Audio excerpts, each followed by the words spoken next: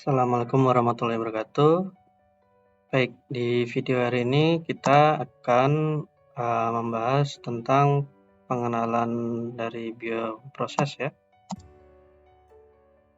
Oke, untuk silabus perkuliahannya ada yang pertama adalah bioproses teknologi, yaitu yang hari ini kita akan bahas. Kemudian ada bomb to biogas ya, untuk proses konversi LCPKS menjadi biogas. Kemudian ada biomass to bioethanol, yaitu nanti kita akan membahas bagaimana biomasa dari kebun kelapa sawit ya dimanfaatkan untuk menjadi bioethanol. Itu ada di video selanjutnya, dan biogas ini juga sudah saya buatkan videonya. Yang bioethanol pun sama, sudah saya buatkan videonya. Untuk bioteknologi Pupuk Hayati juga ini sudah saya buatkan videonya, yaitu tentang bagaimana kita mengenal apa itu pupuk hayati, kemudian tentang PGPR ya, atau Plant Growth Promoting Rhizobacteria atau PGPR. Nanti bagaimana cara untuk membuat PGPR ini yang sederhana. Kemudian ada juga bioteknologi perlindungan tanaman, yaitu bioinsektisida, bagaimana kita membuat anti dengan bakteri Thuringiensis atau BT. Kemudian ada biofungisida ya, biofungisida itu nanti kita akan bagaimana caranya kita membuat trichoderma ya, biakan dari trichoderma. Itu bioteknologi perlindungan tanaman. Oke, kita langsung saja. Nah, ini sedikit review tentang apa itu bioteknologi ya. Bioteknologi itu dari segi definisinya merupakan aplikasi dari prinsip-prinsip ilmu dan rekayasa dalam pengolahan bahan-bahan menggunakan agen biologis. Ya, menggunakan agen biologis artinya menggunakan makhluk hidup untuk menghasilkan barang dan jasa. Ini berdasarkan Organization for Economic Cooperation and Development ya, tahun 1982. Nah, kemudian bioteknologi dapat diartikan sebagai teknologi yang berakar pada proses fermentasi. Ya, bioteknologi dapat diartikan sebagai teknologi yang berakar pada proses fermentasi dengan memanfaatkan kemampuan mikroorganisme dalam suatu lingkungan yang dikendalikan. Ya, jadi harus kita kendalikan di lingkungannya untuk mendapatkan produk yang diinginkan. Nah, bioteknologi itu merupakan kajian dari berbagai disiplin ilmu. Ilmu apakah itu? Yang pertama adalah mikrobiologi, jelas ya. Jadi Anda harus mengetahui dulu apa itu bakteri, kemudian apa itu jamur, yeast, kemudian archaea ya. Mikroba-mikroba yang digunakan dalam proses bioteknologi ini Anda harus tahu dulu. Ini dipelajari dalam ilmu mikrobiologi. Kemudian ilmu biokimia, bagaimana Anda harus mengetahui metabolisme dari sel ya. Kemudian mengetahui proses biokimia pada proses fermentasi. Kemudian juga harus mengetahui atau mempelajari ilmu genetika ya, di mana bioteknologi itu selain dari bioproses juga ada yang namanya rekayasa genetik ya, tentang gen ya, DNA. Kemudian ada penyusipan gen ke organisme yang misalkan kita mau membuat tanaman yang tahan terhadap penyakit atau hama ya, kita menyisipkan gen tertentu yang menyebabkan tanaman tersebut menjadi kuat ya, artinya kita mendapatkan bibit baru ya, benih baru. Ini juga masuk ke dalam pemeliharaan tanaman. Kemudian ada teknik kimia ya, teknik kimia dan juga teknik industri sebenarnya ya, bagaimana membuat bioreaktor ya. Bioreaktor itu tempat di mana nanti proses fermentasi oleh baik itu mikroba ataupun enzim di situ untuk mendapatkan produk yang kita inginkan, yang sudah didesain sedemikian rupa ya, desain pengaduknya, kemudian ukuran diameternya, ketinggiannya, kemudian bagaimana inputnya, apakah bioreaktor itu yang batch, fed batch, atau continue, ini dipelajari dalam teknik kimia dan teknik industri. Ya. Kemudian biomolekuler ya. Biomolekuler ini bagaimana Anda mengetahui bagaimana caranya mengisolasi DNA, kemudian genome mapping ya, untuk tadi nyambung dengan rekayasa genetik tadi, dan lain sebagainya ya, tentang ilmu enzim ya, enzimologi, kemudian ilmu-ilmu lain yang berperan atau yang masuk ke bioteknologi.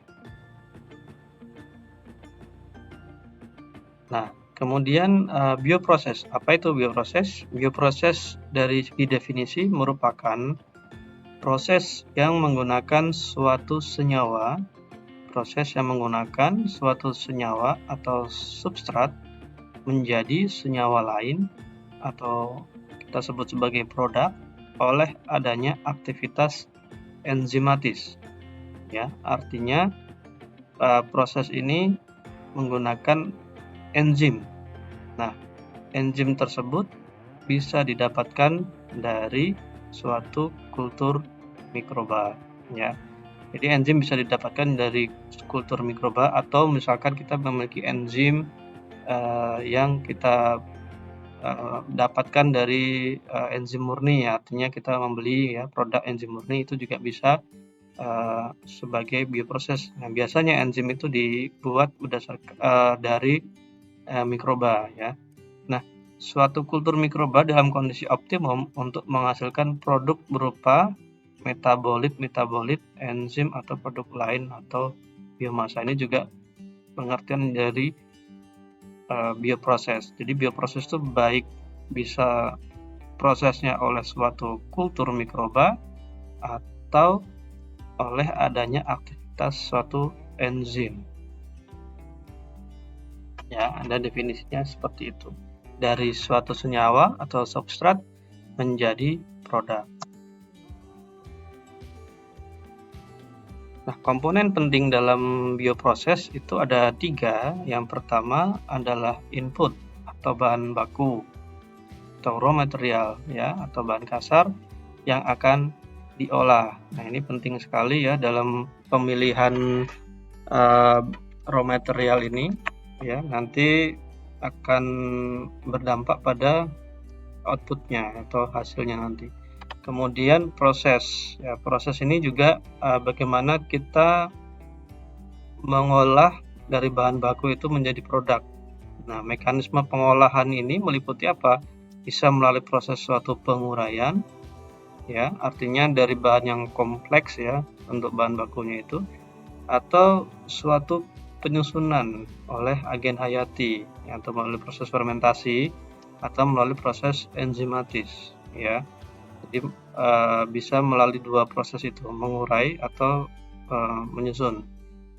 Nah, kemudian outputnya bisa suatu produk ya, dengan itu suatu barang ya, misalkan ada alkohol ya, produk fermentasi itu ada enzim, produk pangan, kemudian ada antibiotik, ada hormon, atau jasa ya, artinya misalkan kita mengolah limbah cair ya, untuk sebelum kita buang ke lingkungan harus memenuhi kaidah dari Kementerian Lingkungan Hidup, itu harus diolah untuk diturunkan BOD ya dan COD-nya, itu suatu jasa ya, itu menghasilkan jasa karena dia menurunkan dari segi BOD COD. Tapi kalau misalkan limbah itu dialihkan atau diolah menjadi biogas, itu masuk ke suatu produk ya, dan juga sekaligus sebagai jasa karena yang dibuang itu artinya sudah tidak mencemari lingkungan ya, air yang dibuang sudah tidak mencemari lingkungan, bahkan sekarang sudah mendekati zero waste ya, artinya tidak ada lagi limbah yang dihasilkan, semuanya kembali ke kebun. Nah, berikut adalah proses fermentasi ya. Jadi ketika kita melibatkan mikroba atau enzim ya, kita harus tahu proses tersebut atau proses fermentasi tersebut menghasilkan produk apa. Ya, jadi tidak bisa kita dengan sembarang memilih mikroorganisme dalam proses fermentasi. Kita harus mengetahui jalur fermentasinya. Apakah dia, ini contoh saja ya, di sini ada apa namanya, produk-produk dan mikroba yang dibutuhkan dalam suatu proses fermentasi. Contohnya ini di bidang pangan, ini ada untuk menghasilkan keju ya. Dia adalah jalur asam propionat ini ya. Mikrobanya adalah Propionibacterium. Kemudian ada Aspergillus, Lactobacillus, Streptococcus. Ini jalur laktat nih. Ya, fermentasi asam laktat untuk menghasilkan ada cheddar cheese, ada yogurt, kemudian ada soy sauce ya di sini. Kemudian ada Saccharomyces yang kita banyak gunakan untuk industri etanol ya, termasuk bioetanol. Dan kalau di bidang pangan ada wine, beer masuk di sini ya, di ragi atau khamir Saccharomyces. Kemudian ada Clostridium, ini untuk menghasilkan aseton ya, aseton, kemudian ada isopropanol. Kalau contoh di sini ada nail polish remover, ini untuk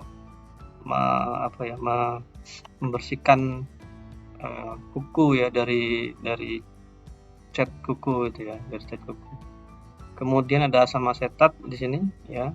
Ini contohnya adalah mikroba Escherichia ya, genus Escherichia dan Acetobacter. Ini menghasilkan asam cuka di sini.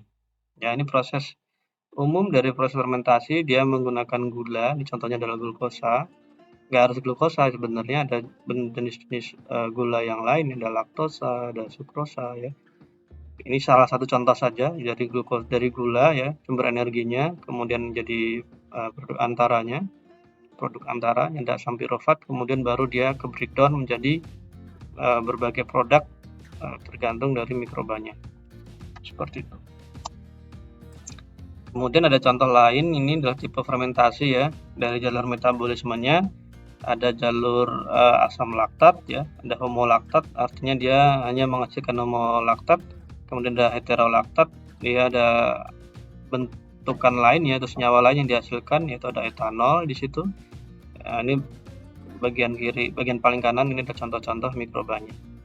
Kemudian ada alkohol ya, ada asam propionat, ada asam butirat, kemudian ada jalur metabolisme butanediol, kemudian ada campuran dari beberapa asam-asam organik dan metanogenesis. Nah, metanogenesis ini yang digunakan dalam proses pembuatan gas metan ya, terutama kalau di bidang kelapa sawit ya, di bagian industri pembuatan biogas dari LCPS jadi biogas.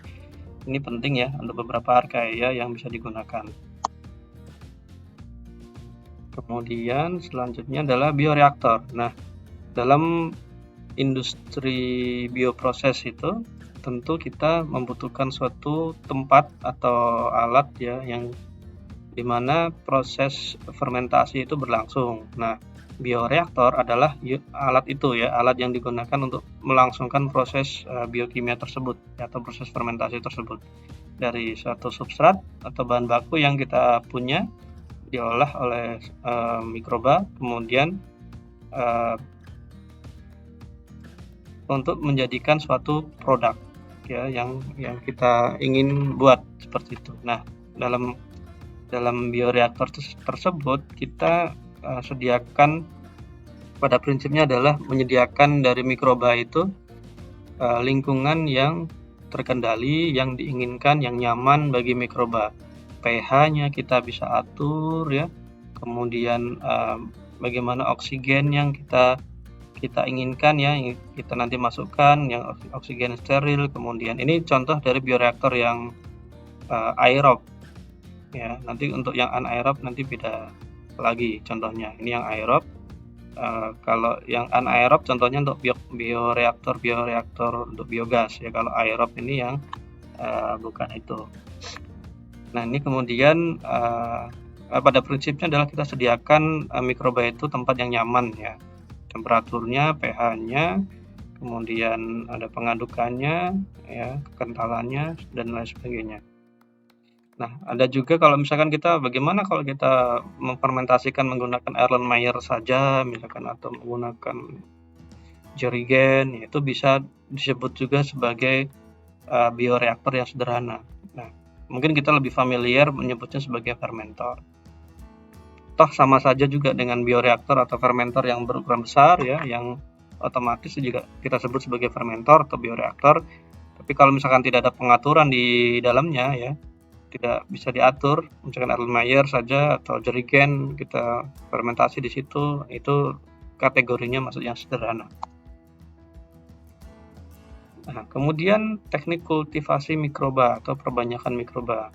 Ada beberapa sistem yang bisa digunakan. Yang pertama adalah sistem kultur batch. Ya. Sistem kultur batch itu artinya sistemnya tertutup, satu kali proses ya. Jadi fermentor itu diisi oleh nutrisi atau media yang kita inginkan dan suhu dengan pH yang sudah kita set dari awal sesuai dengan kebutuhan dari mikroba tersebut. Kemudian inokulum mikroba kita masukkan ya. Kemudian proses fermentasi kita tentukan. Kemudian proses itu kita sampai ke mana bagian, terutama kalau misalkan kita ingin ambil alkohol ya mungkin bisa di akhir logaritmik atau stasioner. Nah itu di mana? Jadi kalau Anda lihat di grafik ini, yang A ini adalah fase adaptasi atau fase lag, kemudian yang B adalah fase log atau eksponensial, kemudian C ini adalah stasioner, kemudian D ini fase kriptik, kemudian E adalah fase kematian atau ya death ya, kematian. Nah kalau kita ingin senyawa-senyawa yang diinginkan oleh manusia itu ya terutama adalah etanol, asam laktat, itu biasanya terbentuk pada di fase logaritmik ini ya. Fase logaritmik ini kemudian kita bisa hentikan di di akhir logaritmik atau di awal stasioner. Jadi biomasa atau sel yang sudah kita pantau sudah pertumbuhannya sudah mulai melandai ya. Grafik ini grafik kurva pertumbuhan yang dimana ini sumbu X-nya adalah waktu, sumbu Y-nya adalah biomasa atau bisa biomasa sel atau jumlah selnya juga bisa dilihat di sini. Untuk bagaimana cara mengukur pertumbuhan bisa melihat video saya lain ya di channel ini juga ada. Kemudian nah untuk produk-produk metabolisme yang sekunder atau metabolit sekunder itu dihasilkan di fase yang di sini di stasioner ya. Kita bisa mulai hentikan ketika dia mulai mendekati ke kematian. Jadi fase stasioner mulai dia produksi metabolit sekunder. Kemudian seperti itu. Nah untuk grafik yang di bawah ini adalah bagaimana konsentrasi awal dari substrat ya, dia akan turun sepanjang waktu ya proses fermentasi. Tidak bisa mendekati sampai 0 ya, karena di prakteknya tidak sampai dia mendekati 0. Mikroba tidak bisa mengkonversi media itu 100% menjadi produk. Oke, karena ini ya sistem kultur batch ini cuma satu kali. Nanti ketika sudah satu kali panen, nanti prosesnya diulang ya, dilakukan sterilisasi lagi, kemudian pengisian media lagi ya, karena tidak ada nutrisi yang ditambahkan. Berbeda dengan teknik kultivasi mikroba selanjutnya yaitu kultur kontinu. Kultur kontinu ini kita berikan nutrisi secara berkala dalam jangka waktu tertentu ya. Dengan volume nutrisi di reaktor itu harus tepat antara nutrisi yang dikeluarkan dan dimasukkan. Itu harus ekivalen ya, yang masuk sama yang keluar itu harus ekivalen. Nah, pemberian nutrien ini bisa secara kemostat ya, artinya mempertahankan jumlah nutrisinya, atau turbidostat, mempertahankan jumlah kerapatan mikroba ya. Ini contoh reservoir medium, kemudian ini di pompa ya, pompa pengatur aliran, kemudian ini adalah reaktornya, tangki fermentasi, kemudian ini outlet pengambilan atau untuk panen yang produk yang kita inginkan. Nah, proses bedanya dengan sistem batch, sistem kultur kontinu ini bersifat sensitif atau ya peka terhadap kontaminasi, karena ada barang yang masuk ya, ada yang masuk, bisa itu yang masuk adalah media atau inokulum yang baru, jadi lebih rentan terhadap kontaminasi. Kemudian biomasa ini juga ikut berkurang, biomasa mikroba juga berkurang karena ada yang ikut terbuang saat panen, ya. Sehingga ada yang namanya perubahan fase biotik di situ. Nah, kurang lebih ada sistem batch and continue, ada perbedaannya seperti ini ya. Saya buatkan perbandingannya supaya lebih mudah untuk dibandingkan. Nah, untuk yang sistem batch, ini mikroba selama proses fermentasi tetap ada di situ, tidak hilang. Kemudian adaptasinya lebih bagus karena dia punya waktu di situ. Kemudian yang ketiga, transformasi mikroba ini oke ya, jadi parameter lingkungan terkontrol. Namun kelemahannya juga nanti ada toksin yang dihasilkan saat nutrisi terbatas. Sementara yang continue, mikroba ini dan nutrisi juga akan ikut terbuang saat panen. Kemudian mikroba juga butuh waktu untuk adaptasi lagi setelah penambahan nutrisi, rentan terhadap mikroorganisme kontaminan. Nah, ini tapi karena waktu continue ya, terus selalu berlangsung terus menerus, ini lebih efisien kalau digunakan untuk industri yang besar. Ya, meskipun batch juga ada juga digunakan di industri besar, tergantung dari produk yang mau diinginkan ya, mau continue mau sistem batch, itu bisa diaplikasikan juga ke industri besar seperti itu. Ya, terima kasih untuk perhatiannya. Sampai jumpa lagi di video selanjutnya.